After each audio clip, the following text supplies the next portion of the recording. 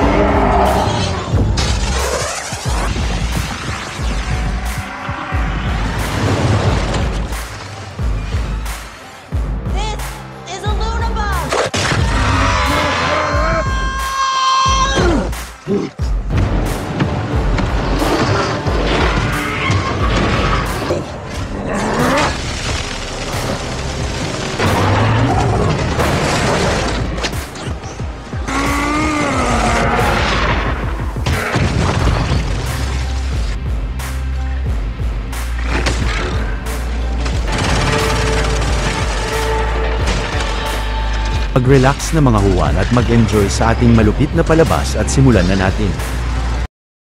Ang layunin ng channel na ito ay upang mas maunawaan sa Tagalog at mas ma-enjoy ng marami ang mga paborito nilang pelikula at mga palabas sa maiksing oras lamang. Wala po kayong mahahanap ng mga full movie sa channel na ito dahil labag po ang mga ito sa patakaran ng YouTube nang walang hinahawakang copyright.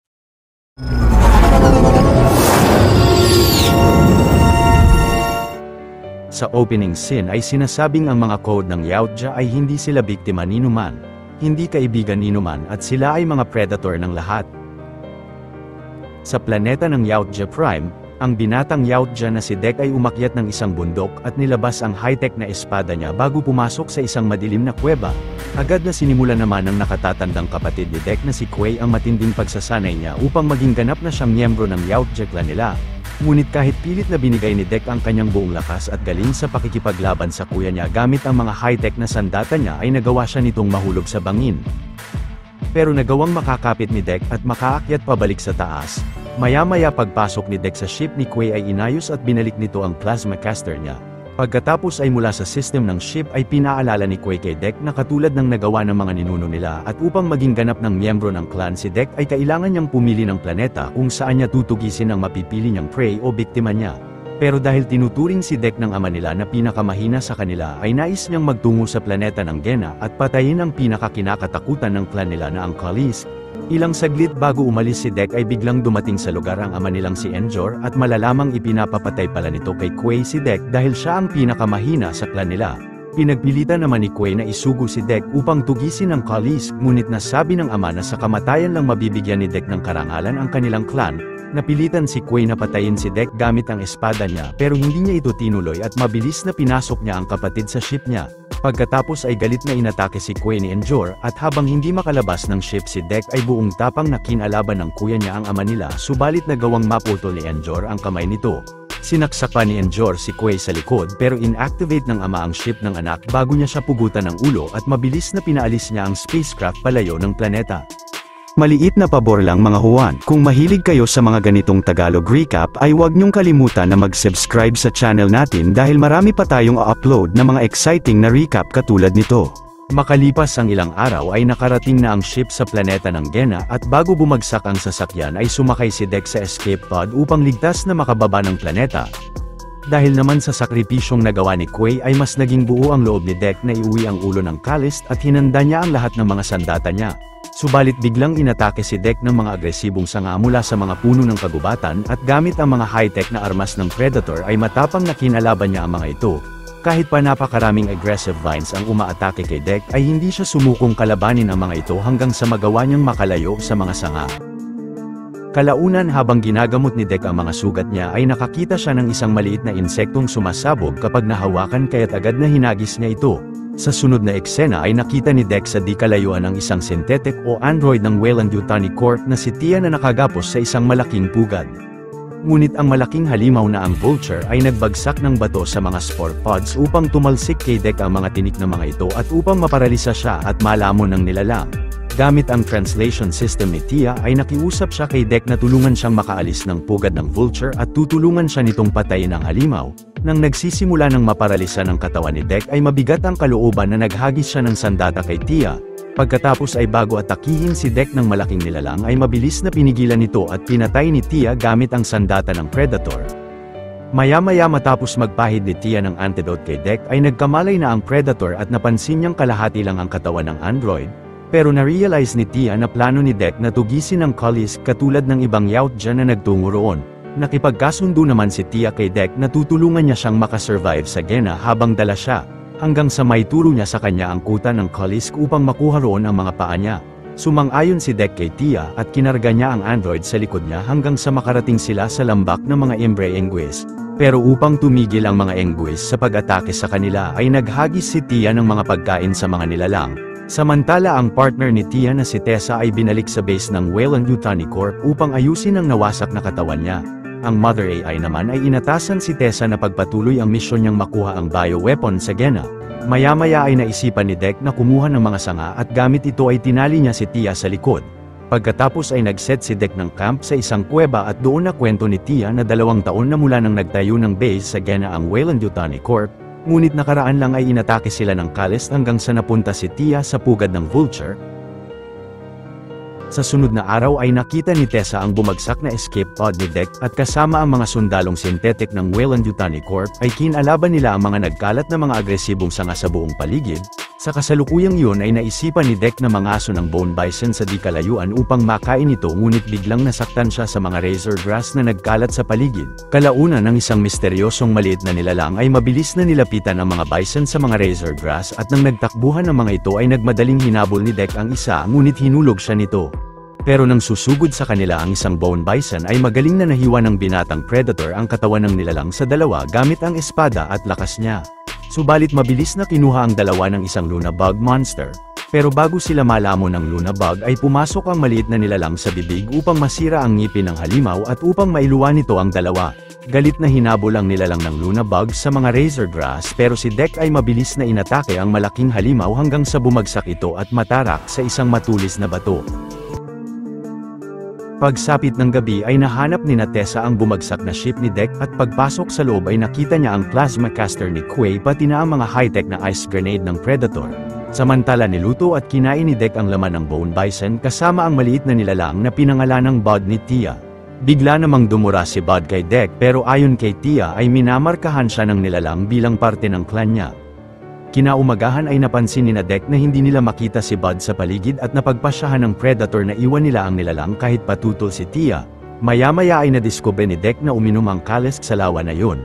Kalaunan ay dahil naging interesado si Tia sa pamilya ni Dek ay nakwento ng Predator na pinapatay siya ng ama niya sa kuya niya dahil sa pagiging mahina niya. Subalit pinatay si Quay ng ama nila dahil sa pagprotekta nito sa kanya. Ilang saglit ay dahil sa paggabay ni Tia ay narating nila ang wasak na mission camp ng Weyland-Yutani at nakita nila roon ang kalahating katawan ng android.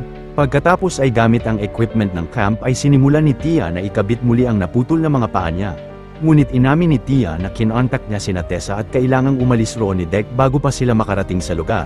Tumanggi si Dek dahil kailangan niyang patayin ang Kalisk pero inamin pa ni Tia na pinadala sila roon ng Weyland upang tugisin rin ang halimaw. Nang pinilit ni Tia si Dek na umalis na ng lugar ay naisipan ng Predator na pasabugin ang malaking oil tank ng Weyland Camp. Agad na napansin ng Kalisk ang pagsabog at mabilis na sinugod nito si Dek sa lugar. Buong tapang na kinalaban ni Dek ang higanting nilalang gamit ang mga dala niyang sandata ngunit biglang napatalsik siya nito kay Tia kaya't hindi niya natuloy ang pagkabit ng mga paa niya. Sa patuloy na pakikipaglaban naman ni Dek sa higanting Kalisk ay hindi nagtagal ay magaling na napugutan ng binatang Predator ang dambuhalang halimaw. Subalit nakita ni Dek na agad na bumalik ang ulo ng Kalisk sa katawan nito pero nang tatapusin na siya ng nilalang ay may naamoy itong kakaiba sa kanya. Ngunit mabilis na naghagis si Tessa ng ice grenade sa dambuhalang nilalang at nagyelo ang buong katawan nito pati na ang katawan ni Dek. Maya-maya mula sa sasakyan ni Tessa ay nagising si Dek na pinag-aaralan ng android ang katawan niya at nalaman nito ang nakwento ng Predator kay Tia nakaraan. Nasabi naman ni Tessa kay Tia na dahil sa malakas na regenerative ability ng Kalisk ay matutuwa ang Mother AI sa pagkahuli nila sa nilalang. Pero agad na shinot down ni Tia ang equipment at kinumbinsi niya si Tessa na mamuhay sila bilang magkapatid. Pinaliwanag ni Tessa na binigyan sila ng Mother AI ng kakayahang makaramdam upang maintindihan nila ang mga nilalang sa Gena, ngunit dahil rito ay naging mahina si Tia. Ilang saglit ay pinatawag si Tessa ng Mother AI pero sina Dek at Tia ay nilinlang ang isang bantay na hawakan ang device ng Predator upang sumabog ito rito at nagmadaling pinatakas ni Tia si Dek mula sa sasakyan nila. Sa sunod na eksena ay agad na kumuha si Dek ng mga razor grass at binalot niya sa mga dahon ng ilang explosive na mga insekto. Kumuha rin si Dek ng mga spore pods at pinakain niya ang isang Imbre Enguis bago siya kumuha ng matalas na ngipin ng bone bison. Maya-maya ay nakita ni Dek si Bud sa bakas ng Kalisk at narealize niyang ina nito ang malaking nilalang. Pagkatapos ay nakita ni Dek na na-activate ang mga paa ni Tia at kasama si Bud ay sinundan nila ito papunta sa base ng mga kalaban. Sa kasalukuyang iyon ay sinakay na ni Tessa sa ship nila ang chamber kung nasaan ang Kalisk. Maya-maya pagdating ni Dek sa base ng Weyland-Yutani Corp ay magaling na tinapos niya sa labas ang ilang synthetic security guard gamit ang nakuha niyang ngipin ng bison, habang si Bud ay mabilis na natapos ang iba pang mga bantay sa paligid ng base. Ang alagang Imbre Enguis naman ni Dek na si Squirt ay napatumba ang ilang synthetic guards ng pasilidad gamit ang asidong laway nito. Samantala ang mga paa ni Tia ay puwersahang ginamit ang access ng isang bantay upang mapalabas ang katawan niya sa chamber. Pagkatapos ay kasama ang mga paa ni Tia ay walang kahirap-hirap na pinabagsak niya ang iba pang kalaban na sumugod sa kanya. Hindi nagtagal ay nakita ni Dek si Tia sa daan at binunyag niya sa kanya na ina ni Bud ang Kalisk, kaya't kailangan nilang iligtas ito. Naisipan naman ni Dek na i-activate ang alarm ng buong base pero kalaunan paglapit sa kanya ng malaking bilang ng mga synthetic guards ay pinasabog ni Squirt ang mga spore pods at mga insektong naset ng Predator sa paligid. Subalit si Tessa sakay ng malaking mechanical power loader ay inatake si Dek ng plasma caster at agad na hinarang ito ni Squirt na kinamatay ng nilalang.